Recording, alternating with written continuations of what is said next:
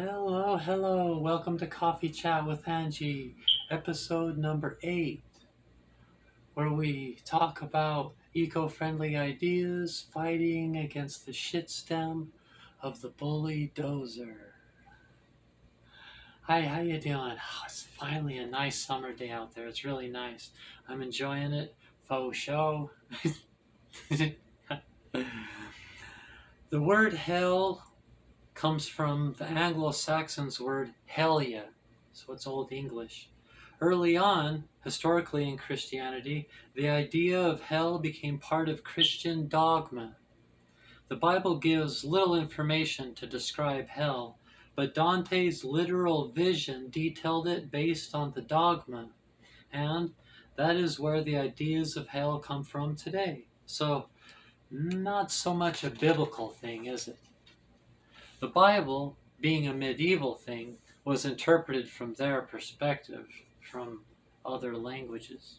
And back then, they had dungeons where prisoners were tortured.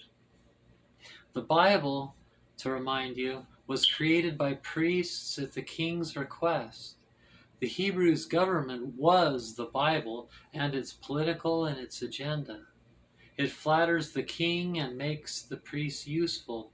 So the need for hell is logical and from their perspective. Some of that stuff I learned, Who Wrote the Bible by Richard Elliott Friedman. But today, morality policing, legislating control of people's beliefs, lifestyles, appetites, and drives is out of date. We need to update. The Hebrews' Old Testament ideas of hell wasn't univocal, just like the rest of the Bible, I'm sure. Sheol, the Hebrew word, Gehenna. It was a garbage dump mixed with the Greek ideas from Hades.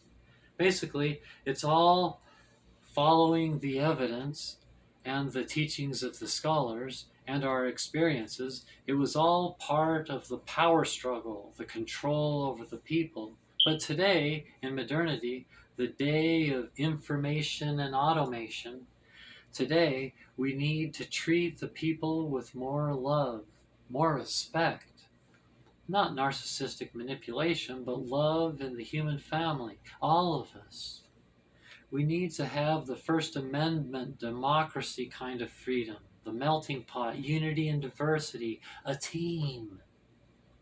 World citizenship first, national second. When Jesus spoke of heaven and hell, he never referred to them as places you go when you die. Life is not linear, but is a spiral. In the now, the all now. Jesus referred to them in parables for philosophies. Be like a mustard seed, remember, etc. States of consciousness, ecocentric philosophy, such as the literal, the biblical heaven. Hell is the threat made to take control of us governmentally, and that is why they made it that way. And that's why I don't believe in hell nor its myths. I focus on my mind, body, and consciousness instead. Unity and love is built upon knowledge, especially self-knowledge as a foundation. Why we meditate, mature, which can be done in many ways. It's a individual journey. Hey, yeah, they weaponize the whole situation, because they have all these people convinced that there's just two genders, and so every time you say, well, the experts teach in science and the facts and things that we know that we can verify with evidence and facts, is the gender is a spectrum, and that many of the things about gender is a social construct, like you hear people say. And so as soon as you bring up any of those kind of things, the reason they don't understand it is they always bounce it back into that there's only two genders. And that perspective is egocentric because it's because of and it's with good intentions, because you have kids, your kids grow up, and you want your kids to have kids and be in a good marriage and things like that, So you associate with, when you believe in heaven and hell, you associate the good things you hope for your kids as heaven, you know? And so they're just scared that people won't go to heaven, is what I think it is. But there's always been transgender people, there's transgender animals, gender's a spectrum. Like, when things can't be supported by evidence and facts, it's not transcendent. It doesn't stand the test of time. So, it's more solid just to make things work based on reality. A cis woman's not the same thing as a trans woman, and a trans woman's not the same thing as a cis woman. Competition's the death of all joy. Temperance is more of the spirit of temperance is a lot better of a choice. When trying to solve these modern problems with the earth so populated and everything. So we need to see a unity and diversity type agenda, as like our top priority, knowing that the idea of someone being on top, that's like Hitler, and that's gross, right?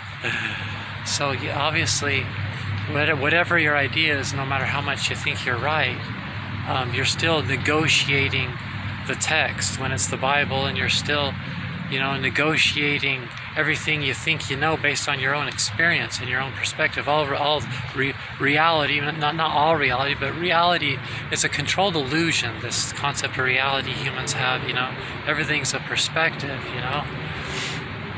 So that's why temperance is and Stoicism is taught as such a value. So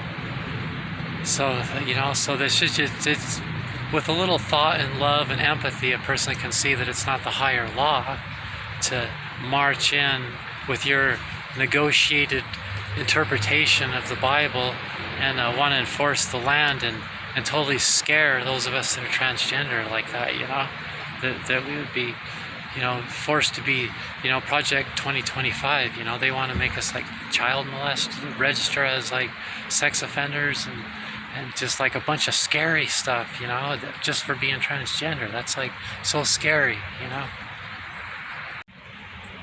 So the reason that messes up their ability to make good decisions, and the reason that it's delusional, isn't it? And it's also a lie that they're telling themselves. They're not being honest with themselves that they're trying to learn what the truth is, because like when you say, there are transgender animals, they're afraid to even research it. They already know that that's not true. They're already experts over experts. When you say gender's a spectrum, they're already experts over experts, and their preacher and Bible couldn't be wrong. And they've negotiated the text that they keep thinking the apocalypse is going to happen, even though it's a failed prophecy over and over again. So they need to, it's this persecution complex. They need to make everything fit together so that they're the good guys, and the concepts that they believe in were the ones that were right all along type thinking, And so that's when you start seeing these people go against science and, believe the earth is flat and all this crazy stuff, because it's the sin of pride. Strangely enough, they say LGBT people, that kind of pride day is a sin, and then meanwhile they're doing that, which is the actual pride of sin, if you think about it. But so when it comes up to gender being a spectrum, the narcissistic thinking is of competition, so they need, and war. And so they need there to be this war between trans women and cis women. So they keep saying, well, what is a woman? They keep painting these scenarios and forming these questions and things based on that there's only two genders, even though with the facts and the science and the things that we know is that gender is a spectrum. See, so that's why it's a lie, because that's not how you do science. You don't ignore the facts, decide what facts you imagined to be, the ones you wish were true, and so you make believe that they're true, and then you do your studies based on that. That's just not the proper procedure in science and academia and that type of thing, So why would, to think you're instantly an expert over the experts is, that's not good, So you say,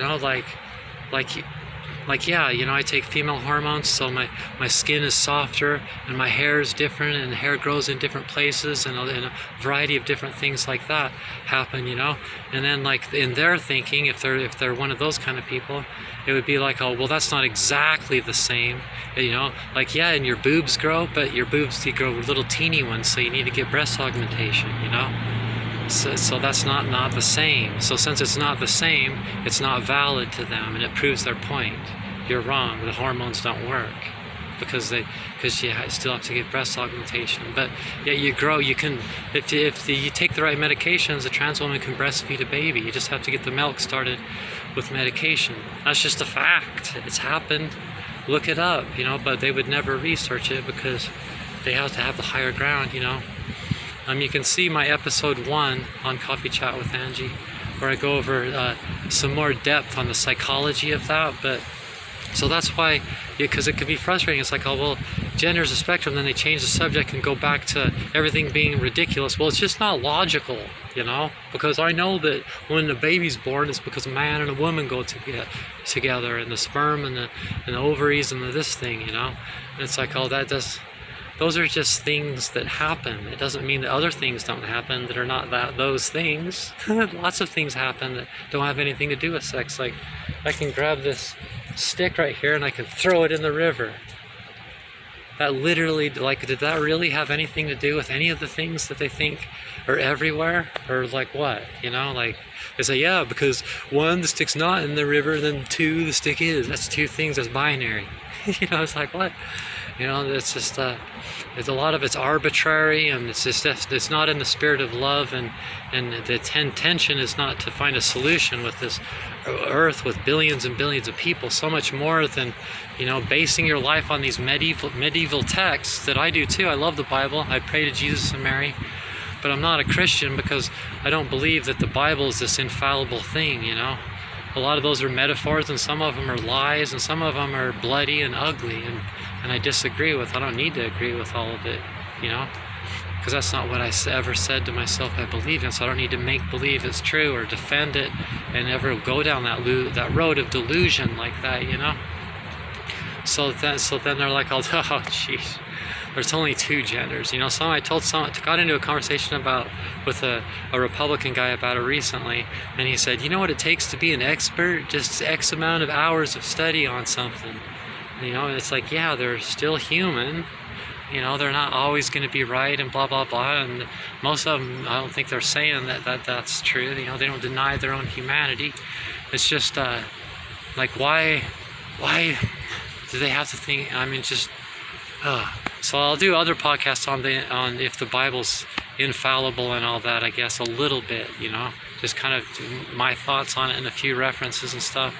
But yeah, if I were to defend myself and everybody's educated, like everything I've said so far, it's like, yeah, I already understand all that, but why is it even necessary? I would say, well, it's just like, you know, a person should have the freedom to, for the same reason there should be a First Amendment right, because a lot of the stuff's arbitrary and a lot of it's opinions and things like that, and a person should have the right to try to do the things that the evidence and their experiences have taught them work. And when something works, you should have the right to do it.